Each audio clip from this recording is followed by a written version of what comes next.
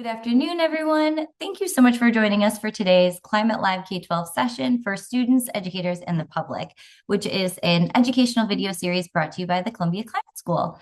My name is Laurel Zaima Sheehy, and I am your facilitator for today's session.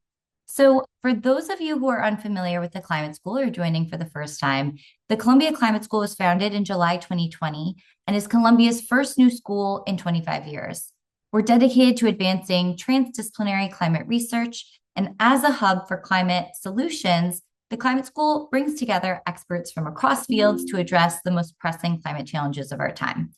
The Columbia Climate School is committed to shaping future leaders to drive climate solutions forward in every sector by offering educational programs for degree-seeking students, high school students, teachers, professional learners, and the public.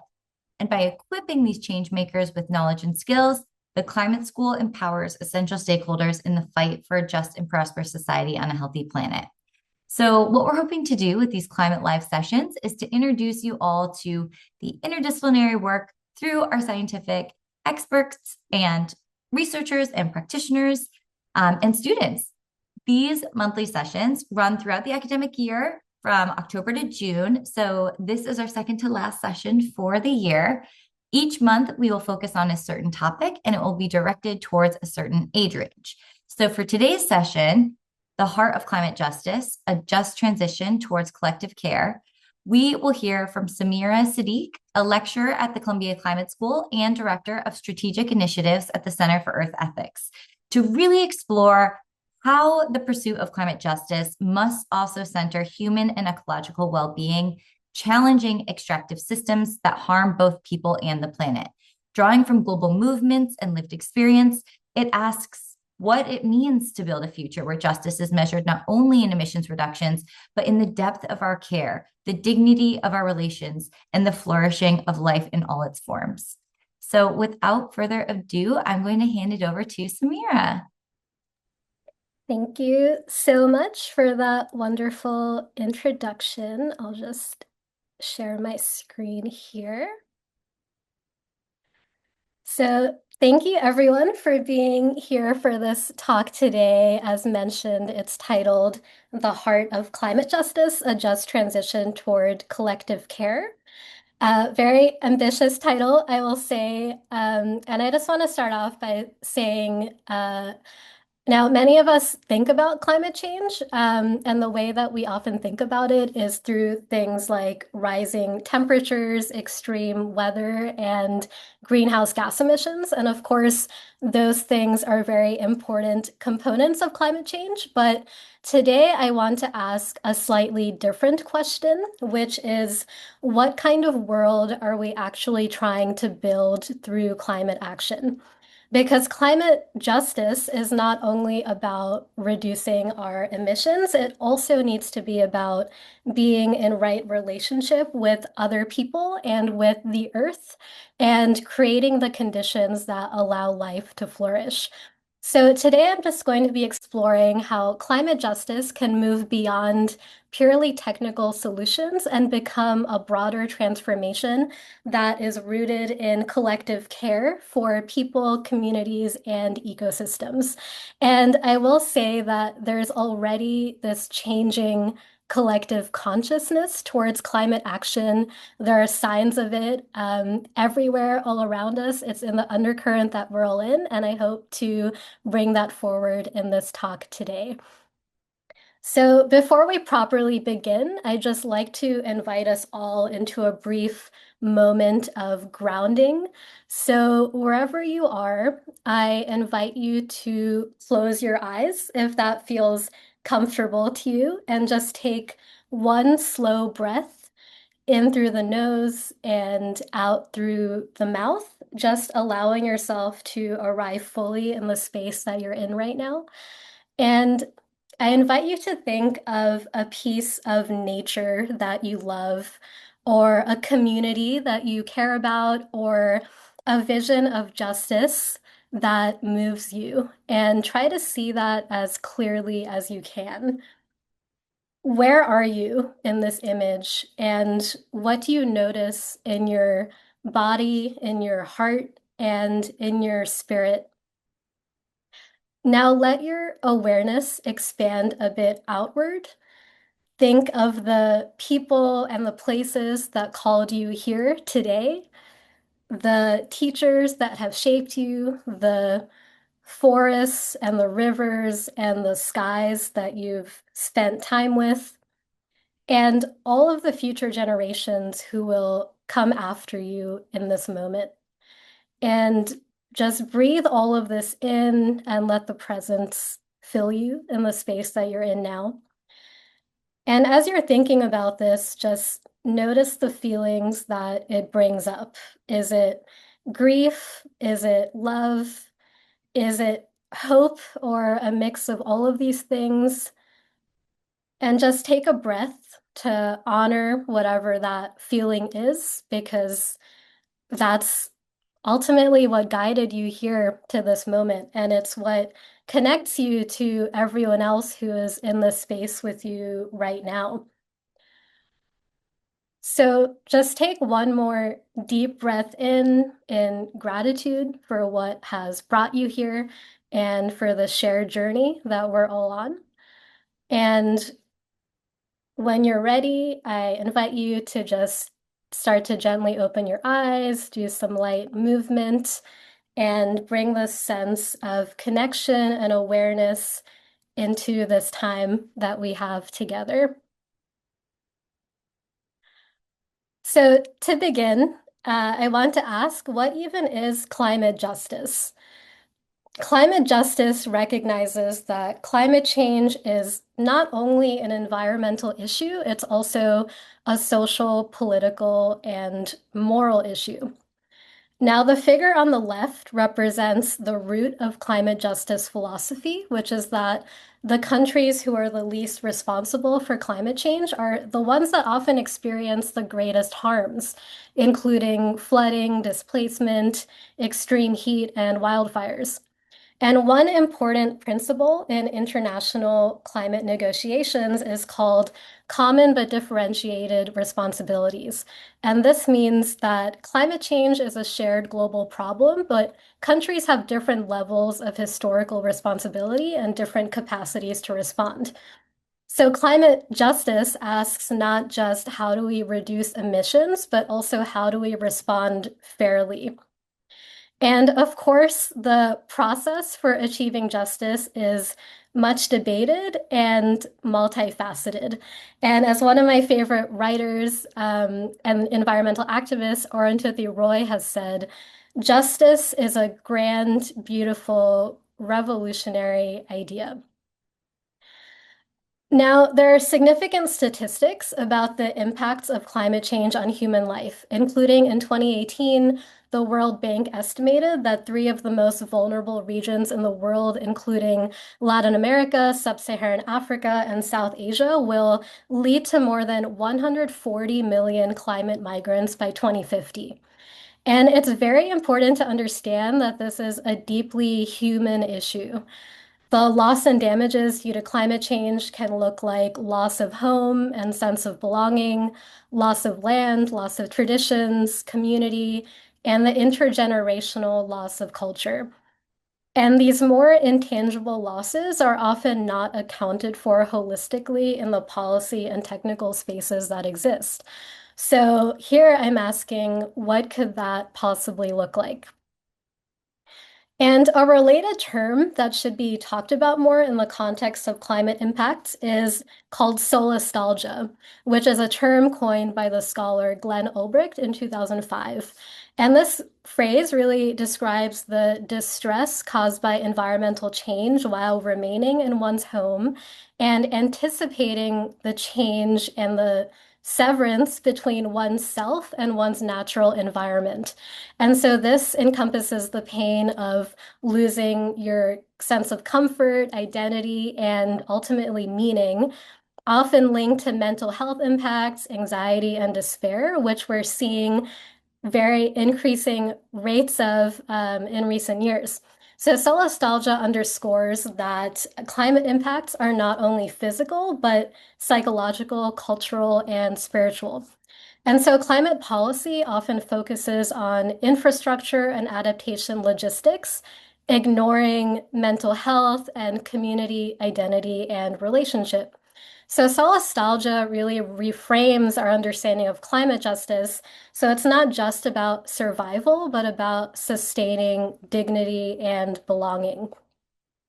Now, today, a major framework within climate policy is the idea of a just transition. And traditionally, this means transitioning away from fossil fuels while protecting workers and communities economically. And that often focuses on things like renewable energy, financing, and technological innovation. And of course, these approaches are very important and necessary, but they're often also highly technocratic, and sometimes the deeper human and ecological questions get lost. So, what's needed to move forward? And I've already kind of been hinting at this, but technical solutions alone can't solve what is ultimately a relational, ethical, and spiritual crisis. So the question becomes, what would it mean to center human and ecological well-being?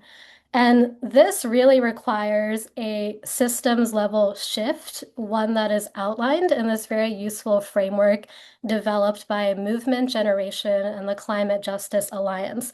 And so they pose that moving from systems of extraction and exploitation to systems of care and reciprocity can look like shifting economic control to communities, democratizing wealth and the workplace, advancing ecological restoration, retaining and restoring cultures and traditions, and driving racial justice and social equity.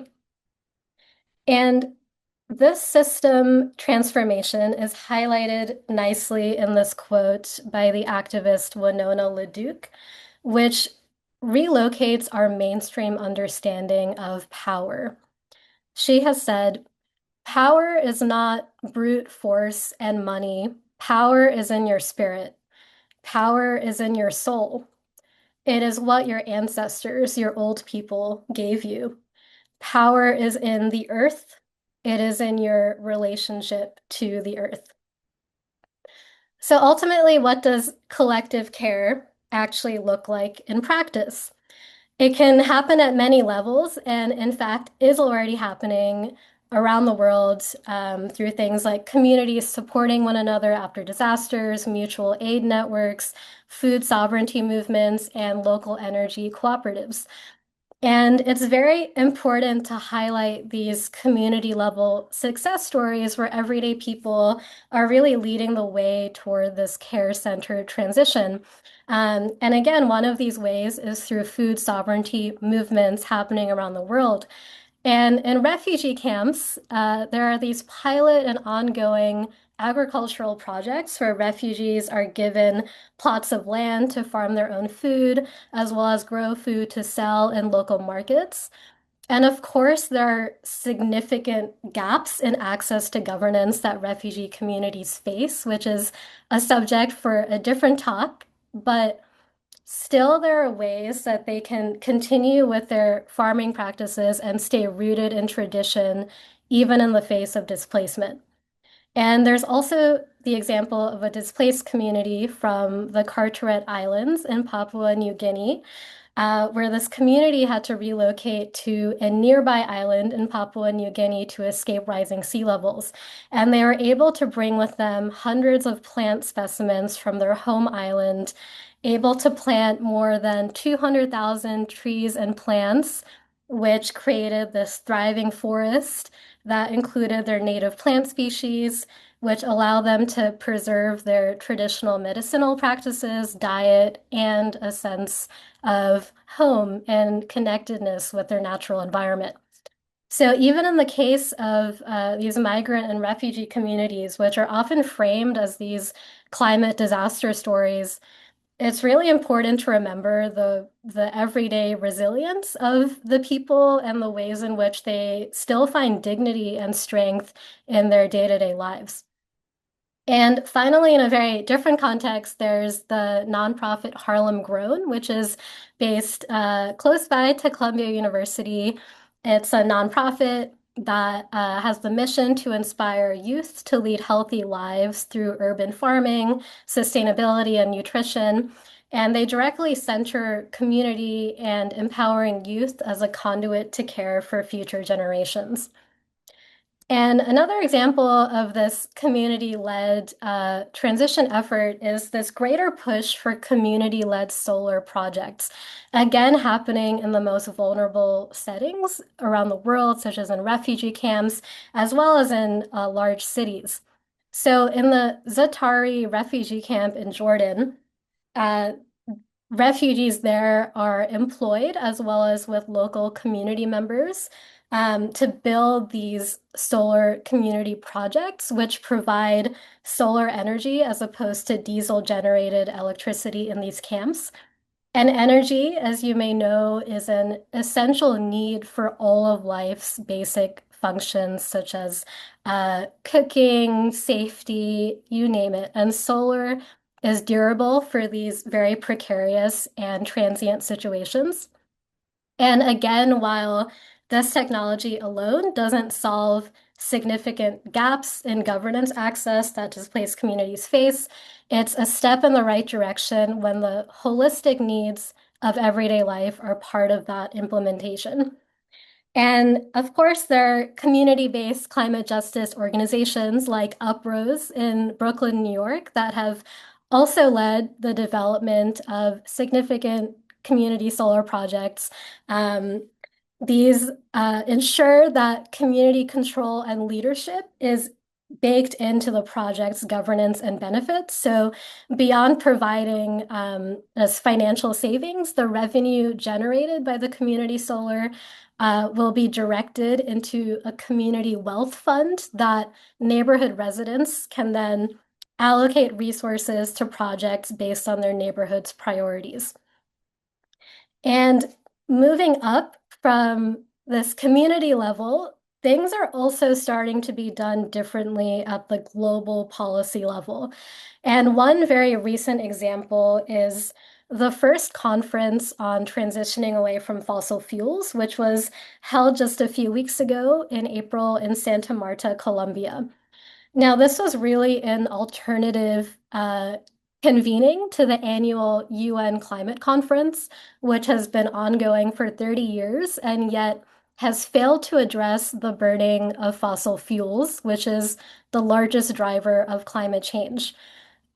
Fossil fuel lobbyists and petrostates have delayed and watered down climate progress for decades.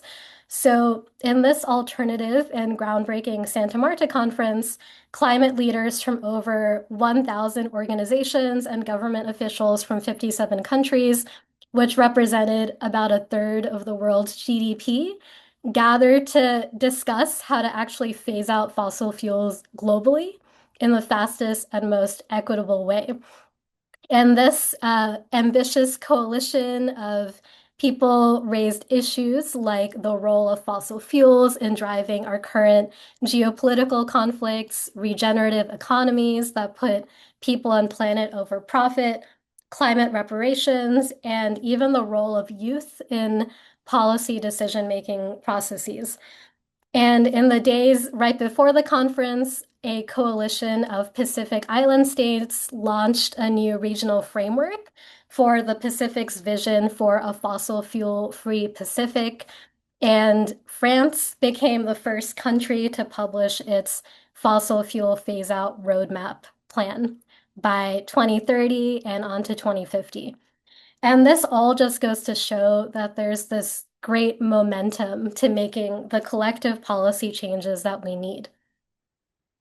Now, another major groundbreaking global initiative is the Global Ethical Stocktake, which was envisioned by the Brazil Ministry of Environment leading up to the UN climate conference last year.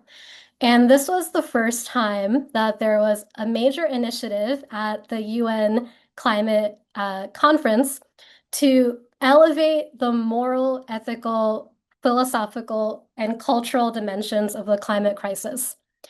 As part of this initiative, there were these so-called high-level dialogues on the major continents around the world in Africa, Asia, Central and South America, North America, Europe, and Oceania. And each of these dialogues brought together youth, elders, indigenous leaders, artists, philosophers, scientists, and faith leaders to reflect on what are the deeper values that should actually be guiding climate action. And in addition to those high-level dialogues, there were hundreds of self-organized dialogues around the world across civil society.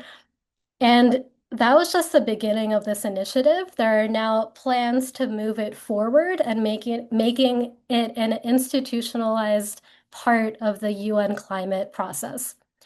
And the global ethical stocktake is really a necessary moral intervention to assess not only what are we doing to the earth, but also who have we allowed ourselves to become as a human species in the process of doing what we are doing. And how can we summon the collective will to change course? And just briefly, on the left is a photo from the North America Ethical Stocktake Dialogue, which was co-led by the Center for Earth Ethics Executive Director, Corinna Gore.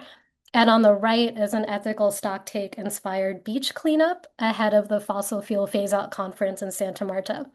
And I highlight here a great quote from one of the North America Dialogue participants, Reverend Angel Kyoto Williams, who is a wonderful writer, activist, and Zen Buddhist priest.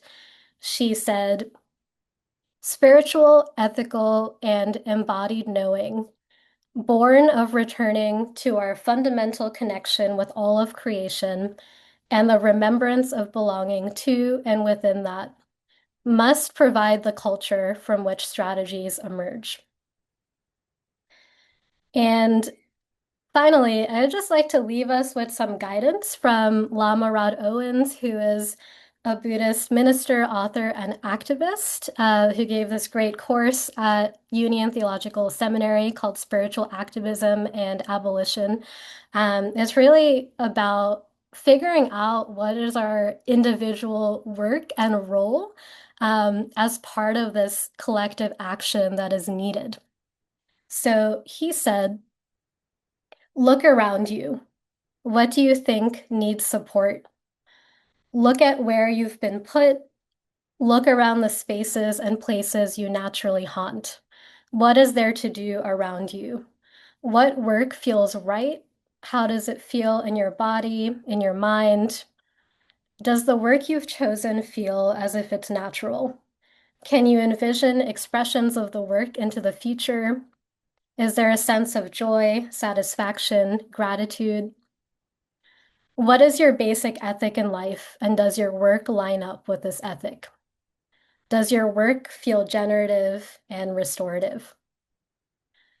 Now, each of us has the capacity to pay attention and be present and participate in shaping a more just future. Certainly, the scale of the climate crisis can feel overwhelming, but transformation often begins with consciousness and connection. There is an innate power in each of us to awaken to our interconnectedness. And maybe at its deepest level, climate justice is ultimately about remembering that we belong to one another and to all of life on Earth.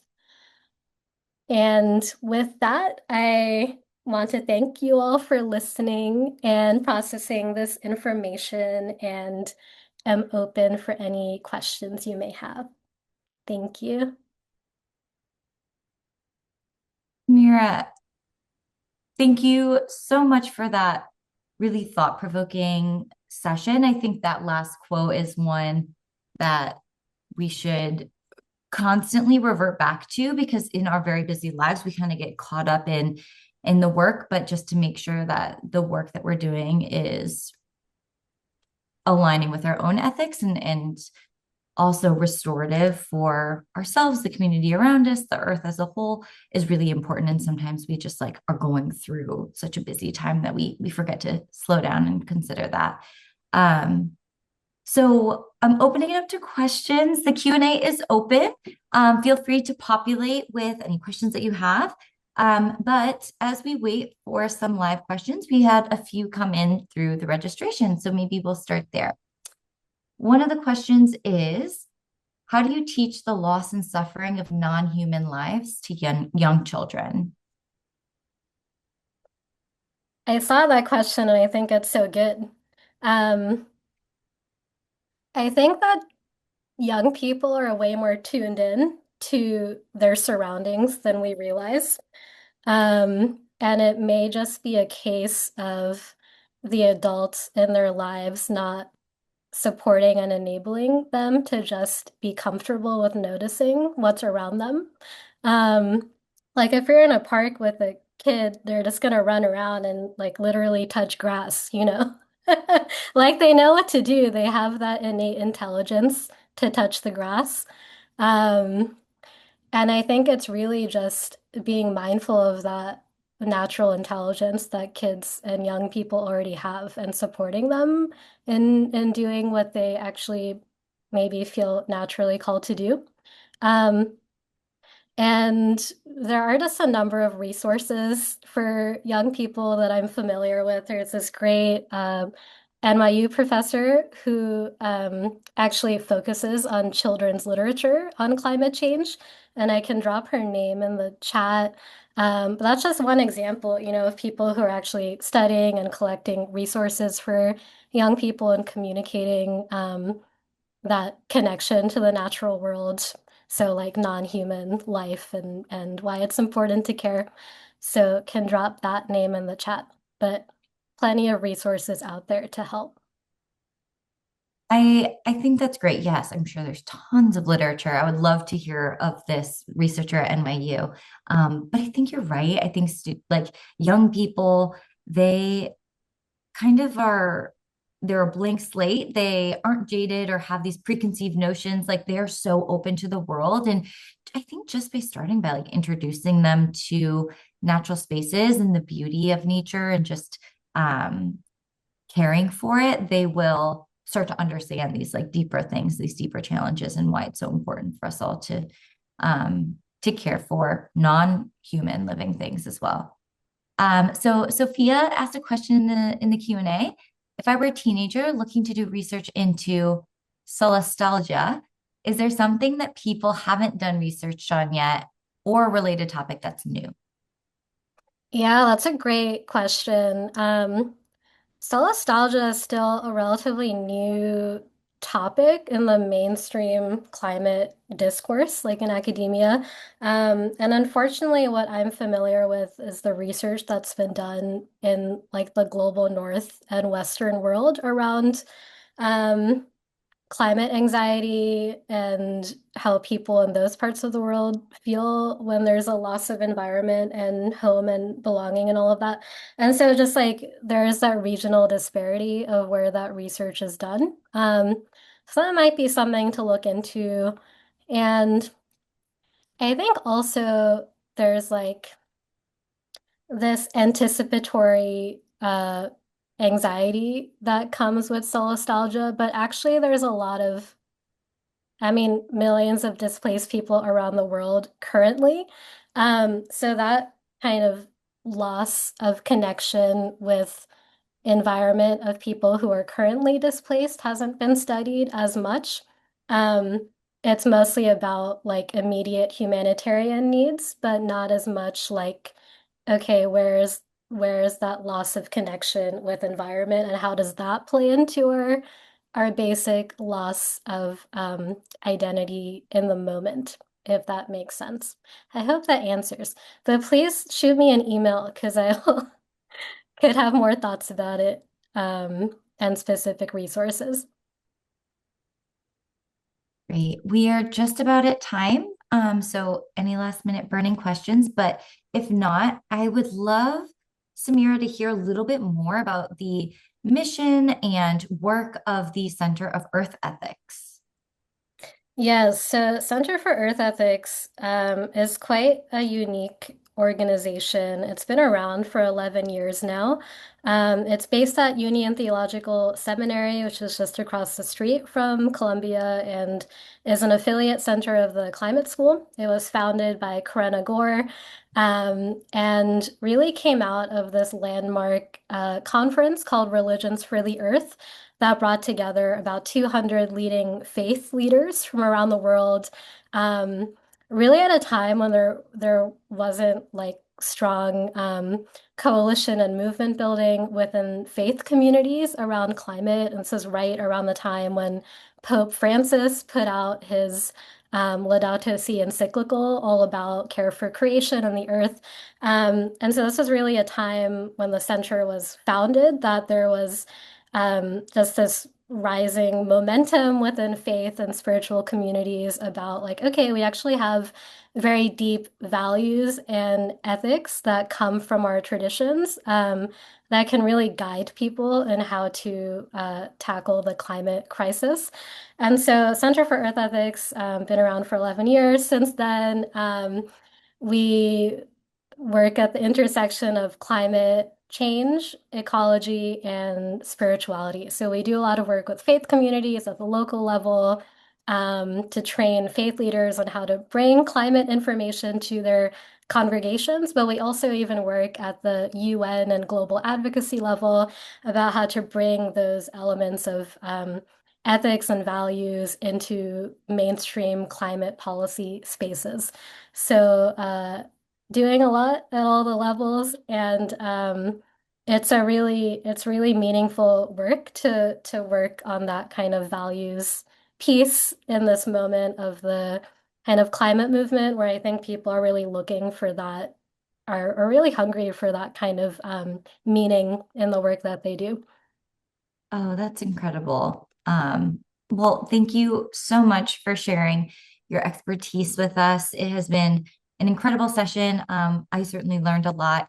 If you have any questions that maybe pop to you later, you can either send them to me at learn@climate.columbia.edu and I can connect you with Samira, or you can reach out directly. But thank you again, Samira. Thank you again for everyone joining. What a great session.